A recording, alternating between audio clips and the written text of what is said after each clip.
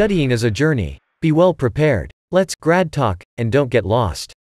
Hai Sobat Pasca, selamat datang di Grad Talk, tempat kami mengungkapkan dan menyederhanakan dunia penelitian akademis yang sering kali membingungkan. Nama saya Suci Faniandari, dan hari ini saya akan membahas tentang memanfaatkan plagiarism checker tools bersama Ibu Sri Utari SE, seorang pustakawan di Perpustakaan Universitas 11 Maret. Dalam episode kali ini, kita akan banyak membahas seputar topik memanfaatkan plagiarism checker tools. Selain itu, akan banyak digali juga cara cek plagiarisme, tools apa yang bisa digunakan untuk cek plagiarisme, dan bagaimana cara mengurangi persentase plagiarisme. Dalam episode ini juga akan dibahas mengenai apa itu parafrase dan bagaimana contoh penerapannya. Sobat Pasca, siapkan diri Anda untuk menyelami obrolan yang akan sangat membuka wawasan kita kali ini di Grad Talk.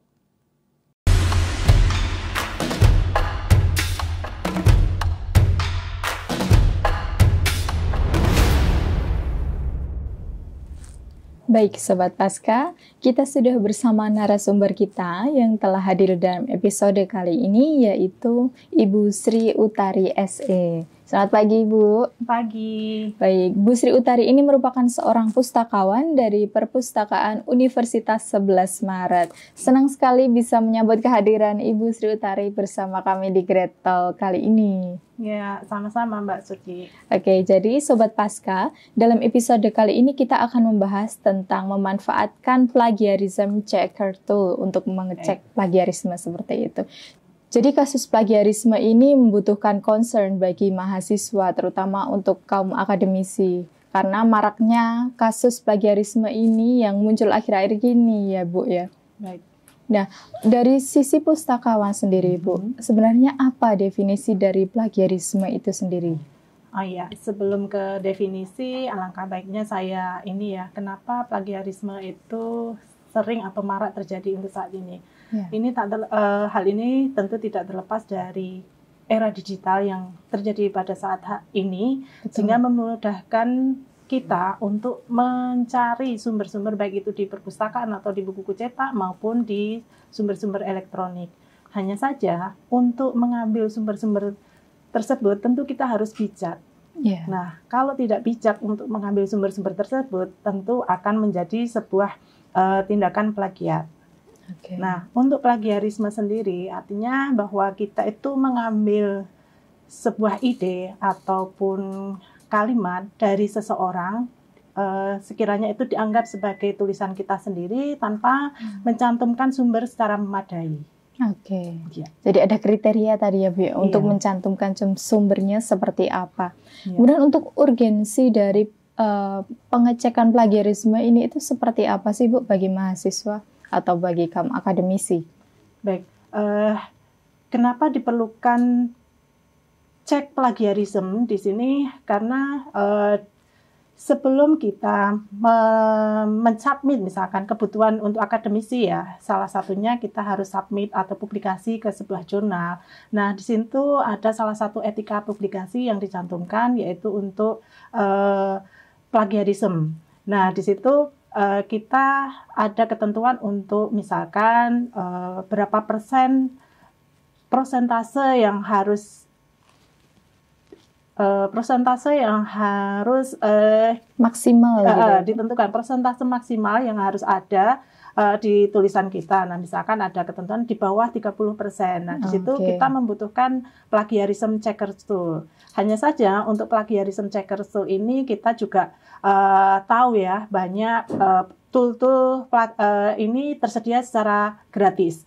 Hanya saja kita juga harus pandai-pandai memilih tool-tool yang kiranya itu bisa dipertanggungjawabkan. Okay. Salah satunya yaitu Turnitin, plagiarism checker tool. Oke, Ibu tadi sudah menyinggung mengenai Turnitin nih. Bagaimana pemanfaatan atau basic kerja dari Turnitin ini untuk mendeteksi plagiarisme dari tulisan kita itu seperti apa, Bu? Jadi untuk plagiarism checkers menggunakan Turnitin ini, sebelumnya kita pahami dulu bahwa Turnitin ini memiliki 3 akun.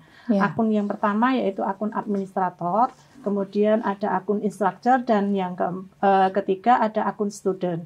Akun administrator itu biasanya merupakan staff yang ditunjuk yang bertanggung jawab untuk invite atau mengundang atau mendaftarkan akun baik bagi biasanya dosen atau staf yang berwenang. Kemudian akun instructor yaitu biasanya tenaga pendidik, kemudian staf yang berwenang untuk melakukan checkers tool, melakukan checkers. Kemudian ada akun student, nah itu biasanya dari akun-akun mahasiswa di bawah akunnya instructor untuk mendaftarnya menghubungi dari dosen tersebut.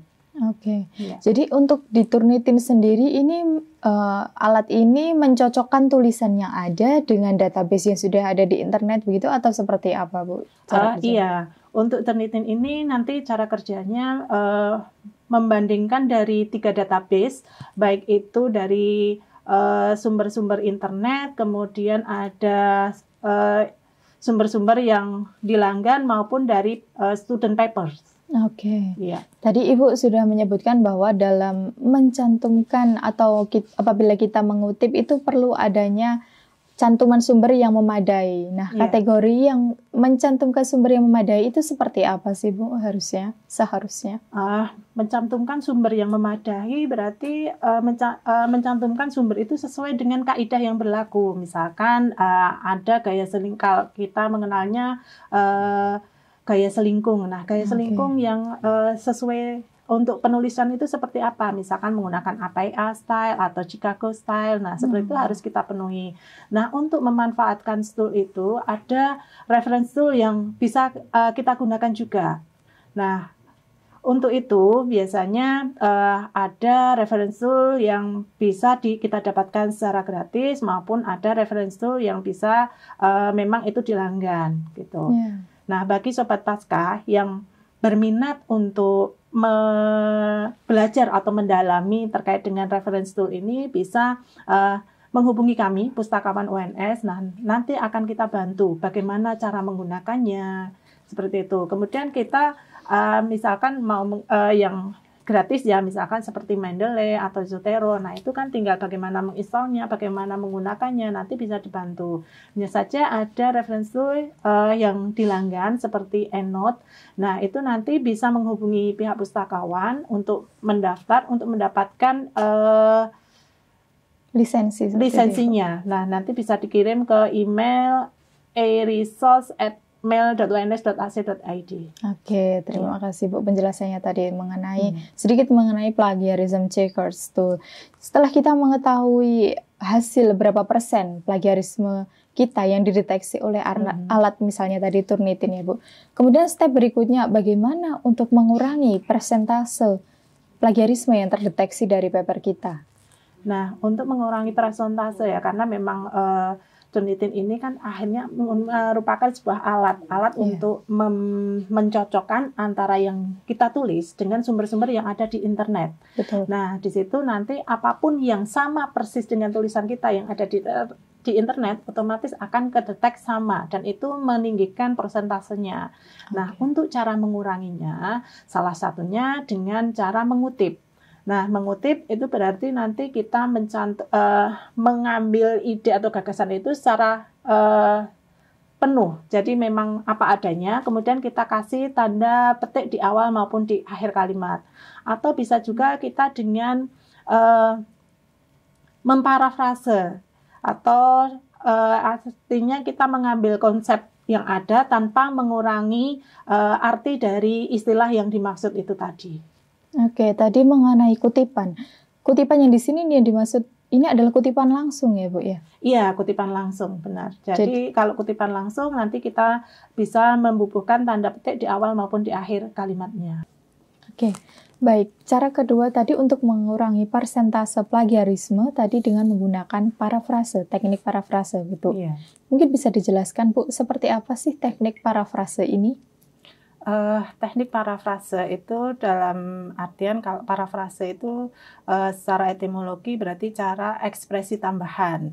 Nah, di sini secara bahasa parafrase ini berarti mengungkapkan konsep itu dalam bahasa yang sama, akan tetapi tidak mengurangi makna dari kalimat tersebut.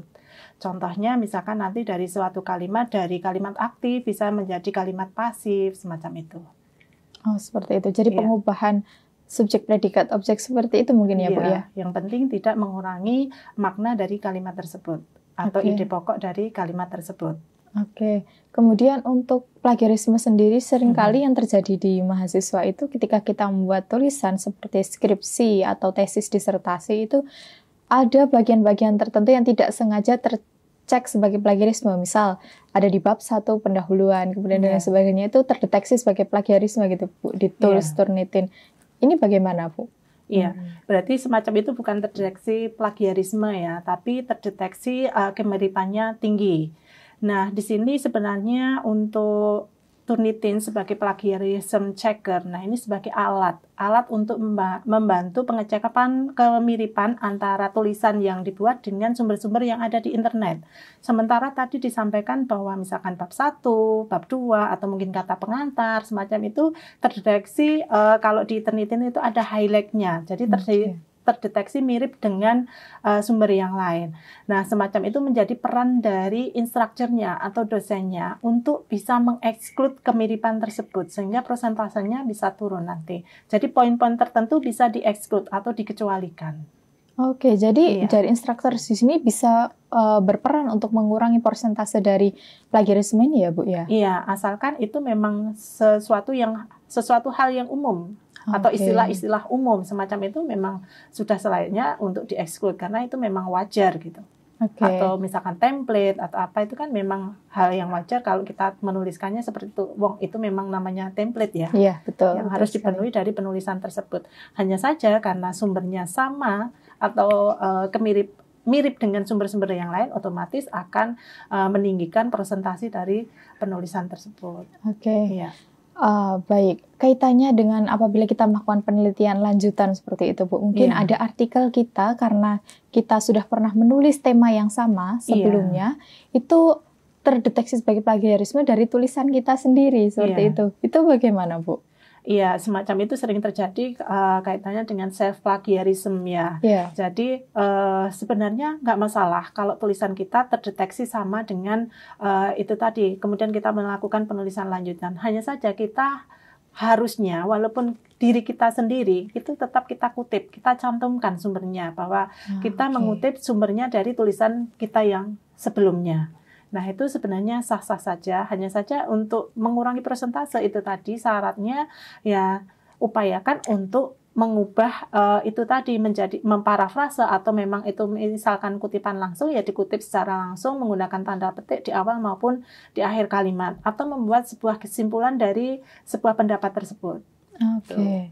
Baik, Ibu tadi sudah menunjukkan bahwa ada alat untuk mendeteksi plagiarisme berupa Turnitin tadi. Kemudian, apakah ada juga alat untuk membantu kita untuk mengurangi plagiarisme, Bu, dalam tulisan kita? Untuk mempermudah mengurangi plagiarisme. Alat untuk mengurangi plagiarisme? Iya. Nah, kalau alatnya saya rasa tidak ada. Tapi kalau itu memang, karena ini sebuah etika ya. Kalau plagiarisme itu sebuah etika yang harus kita memang sebuah etika atau sebuah integritas, sebuah kejujuran dalam mengakui sebuah sumber dari sebuah ide. Nah, pengakuannya itu ya kita mencantumkan sumber itu tadi.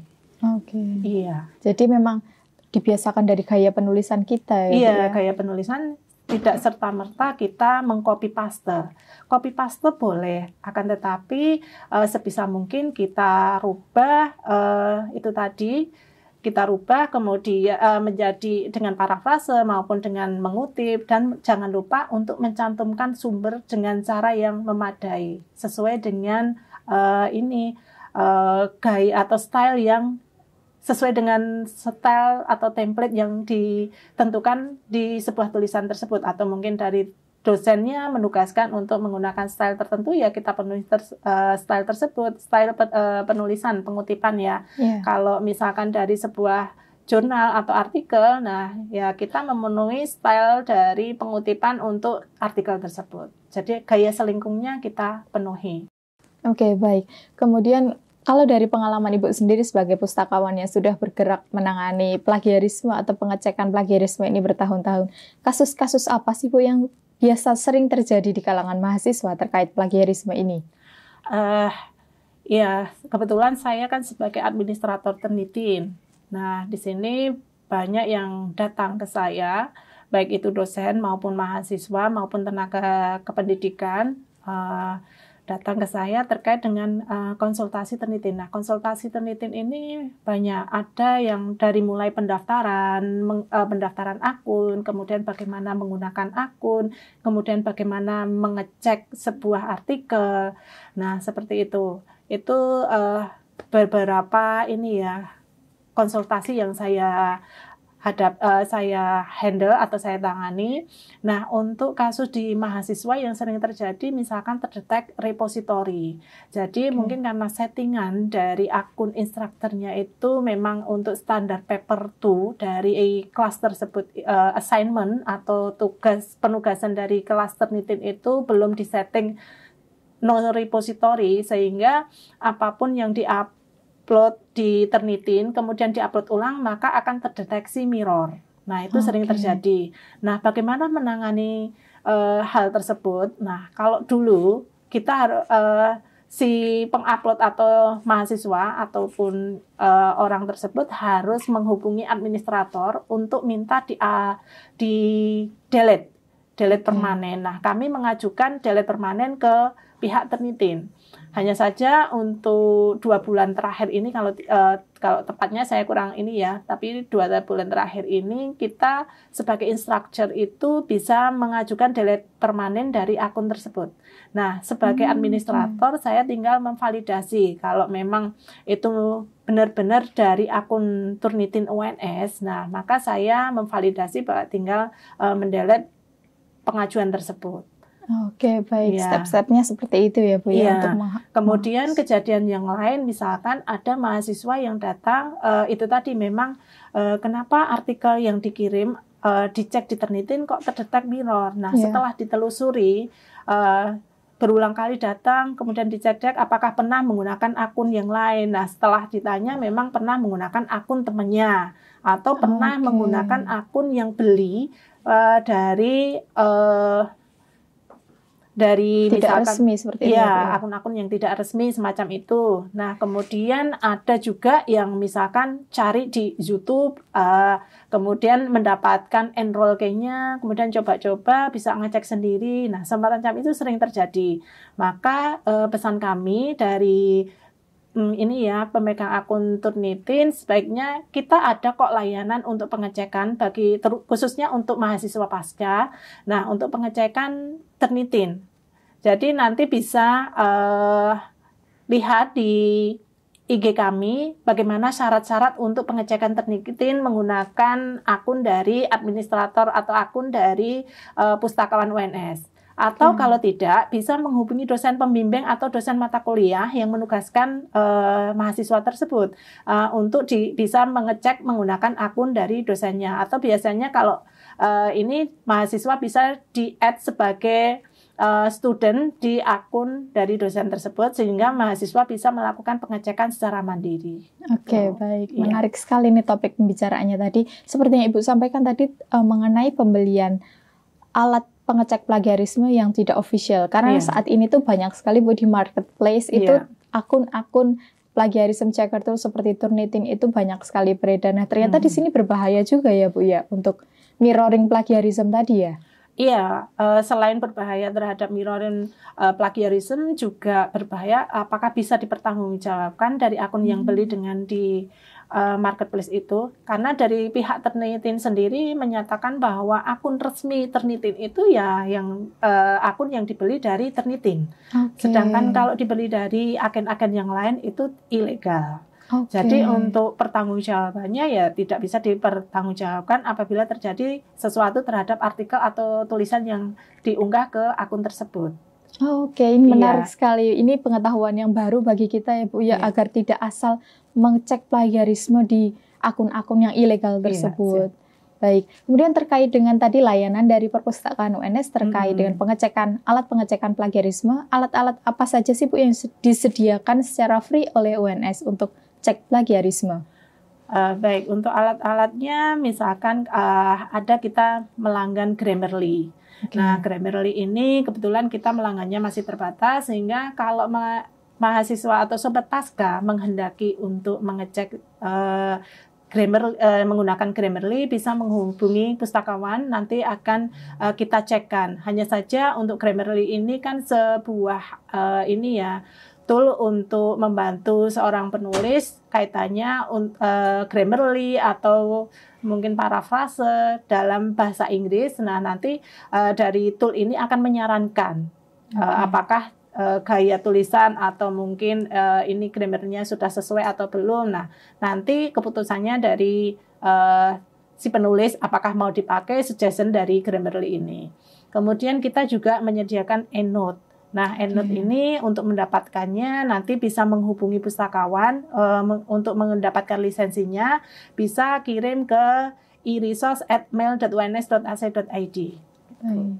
Berarti ada 3 itu tadi ya Bu, 3 tools jangan yang lupa disediakan. menggunakan email student ya. Oke, baik. Jadi bagi sobat pasca di sini yang memerlukan akses untuk tools plagiarism check baik Turnitin, Grammarly maupun EndNote tadi bisa melalui pustakawan. Untuk menemui pustakawan apabila ingin ke perpustakaan UNS di sebelah mana Ibu ruangannya, mungkin bisa diinfokan? Kalau ingin mengetahui layanan-layanan di perpustakaan, nah nanti karena petugas dari ini masing-masing tool ini kan berbeda-beda. Nah, nanti bisa diarahkan biasanya ke bagian informasi atau ke bagian informasi saja. Nanti akan diarahkan siapa pustakawan yang atau PIC dari tool-tool tersebut. Nah, nanti akan diarahkan. Atau kalau misalkan yang sudah kami sediakan secara secara terbuka, di sini bisa cek di Instagram UNS Library. Di situ misalkan ada layanan cek Turnitin, di situ tinggal kirim email artikelnya. Nah, nanti sudah kita handle di situ. Tinggal nanti ada balasan dari email tersebut. Oke, jadi selain bisa cek secara mandiri, mahasiswa juga bisa meminta bantuan dari perpustakaan UNS ya, Bu? Iya, betul.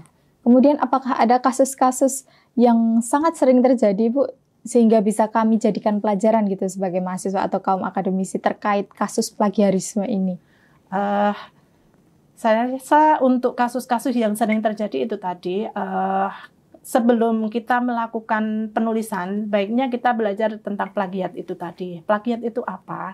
Kemudian yang kedua, teknik menulis. Nah, kita untuk teknik menulisnya jangan lupa untuk selalu mencantumkan sumber secara memadai, dan jangan lupa untuk misalkan menggunakan parafrase, ya kita parafrase dengan tidak lupa mencantumkan sumbernya, atau mau mengutip secara langsung ya kita kutip tulisan tersebut secara langsung, dan pasti jangan lupa untuk mencantumkan sumber tersebut. Baik, terkait kasus-kasus plagiarisme yang sering kali terjadi ini, mayoritas penyebabnya apa sih Bu? Penyebab terjadinya plagiarisme itu seringnya kita itu kurangnya waktu dalam mengerjakan tugas. Biasanya kalau kita ya punya istilah SKS gitu ya, sistem kebut semalam. Nah itu dengan waktu yang sesingkat itu otomatis untuk mencari sumber-sumber secara memadai, kemudian menggunakan reference tool secara cukup itu mestinya akan kurang. Kemudian keterampilan untuk memparafrase yang kurang, kemudian pengetahuan tentang plagiarisme juga terbatas, kemudian memang ya gimana ya kalau memang secara kemampuan akademis memang kurang, ya kita harus lebih ini lagi, memang harus lebih jeli lagi, lebih sabar lagi untuk memang memenuhi tugas-tugas tersebut. Kemudian ketidaktahuan dari itu tadi si penulis sendiri gitu. Oke, itu adalah penyebab kasus plagiarisme yang sering kali terjadi saat ini. Kemudian untuk plagiarisme sendiri ini Bu, beberapa rekan mahasiswa mungkin ada yang menganggap plagiarisme ini adalah hal yang biasa atau hal yang lumrah seperti itu. Padahal plagiarisme ini tadi yang seperti yang Ibu katakan melanggar etika akademis. Selain itu apakah ada konsekuensi lain Bu dari plagiarisme ini yang perlu kita garis bawahi? Iya, untuk konsekuensinya kalau kejadian yang sudah-sudah itu kan ada yang sampai ijazahnya ditarik. Kemudian kemudian ini ya, plagiarisme ini bisa menjadi sebuah karakter sehingga kalau orang kecenderungannya untuk ini mudah mengambil karya orang lain tanpa mengakui sumber secara memadai karena memang ini ya istilahnya memudahkan semacam itu. Nah, kemudian kejujurannya juga rendah. Nah, tentu hal ini akan menjadi peluang untuk menjadikan tindak plagiat ini. Oke, gitu. Penting sekali ya Bu tadi untuk maintain plagiarisme atau mengurangi sekecil mungkin plagiarisme dalam tulisan kita. Seringkali yang beredar di mahasiswa itu Bu, selain kita mengecek tulisan melalui Turnitin, ada juga web-web yang beredar di internet itu mereka mengaku bisa mencek plagiarisme dari tulisan. Nah, bagaimana pendapat Ibu tentang mencek plagiarisme di web-web seperti itu Bu? Apakah validitasnya bisa dipertanggungjawabkan seperti itu? Sebentar, ini maksudnya pertanyaan apa? Kayak untuk web untuk cek plagiarisme gitu loh Bu. Kan ketika kita cek, ketika kita search cek plagiarisme di Google itu kan ada web-web lain selain Turnitin. Nah, apakah itu juga valid? Kalau kita cek plagiarisme ke sana, apakah cuma satu-satunya yang valid itu hanya Turnitin seperti itu?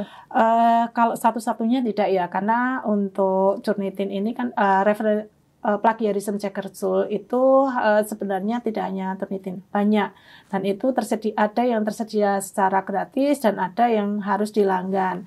Nah, kalau yang secara gratis ini tentu untuk keabsahannya atau validitas dari toolnya ini mungkin kurang bisa dipertanggungjawabkan. Biasanya kalau Sobat Pasca, kita itu di UNS sudah disediakan plagiarism checker tool dengan Turnitin yang dilanggan oleh UPT Perpustakaan. Nah, sebisa mungkin gunakan fasilitas ini. Mudah untuk menggunakannya. Kalau memang tidak bisa mengecek sendiri, bisa kirim kami filenya atau artikelnya ke pustakawan, nanti bisa dicek di Instagram kami, alamat emailnya. Kemudian jangan lupa untuk ini ya, file yang dicek ini memang hanya file-file yang dalam format doc atau dokumen, kemudian ada RTF, kemudian PDF. Sedangkan nanti kalau JPEG, nah semacam itu tidak bisa terdetek di similarity ini. Di similarity tool ini tidak bisa mengecek bentuk gambar semacam itu. Kemudian besaran file yang ini maksimal dikirimkan untuk pengecekan Turnitin itu 20 MB. Kemudian nanti kalau memang filenya terlalu besar, nah itu bisa dibentuk dalam format zip. Ya, gitu. Baik, terima kasih tentang info hal-hal teknik yang perlu diperhatikan mahasiswa untuk cek plagiarisme melalui Turnitin. Mungkin ada recap atau penutup dari Ibu mengenai episode kali ini tentang memanfaatkan plagiarism checker tool? Iya, untuk penutupnya copy paste suatu hal yang mudah, tapi bijak-bijaklah untuk mengcopy paste sumber-sumber yang ada di internet maupun sumber-sumber yang pernah dituliskan atau ide-ide yang pernah dituliskan orang lain. Jangan lupa untuk mengutipnya secara benar. Oke, baik, luar biasa sekali. Terima kasih Bu Sri Utari yang sudah berkenan bergabung bersama Great Talk pada episode kali ini, merupakan insight yang luar biasa bagi kami dan Sobat Pasca sekalian. Baik, sekian, sampai jumpa di episode berikutnya. Sekian obrolan inspiratif Great Talk kali ini. Terima kasih Sobat Pasca sekalian telah menyimak hingga akhir. Semoga inspirasi yang dibahas dalam episode ini bisa membantu kita terhindar dari tuduhan plagiarisme dalam penelitian yang telah kita hasilkan. Sampai jumpa di episode selanjutnya dengan tema-tema menarik lainnya seputar perkuliahan pasca sarjana, penelitian, dan publikasi. Studying is a journey. Get well prepared. Let's great talk and don't get lost.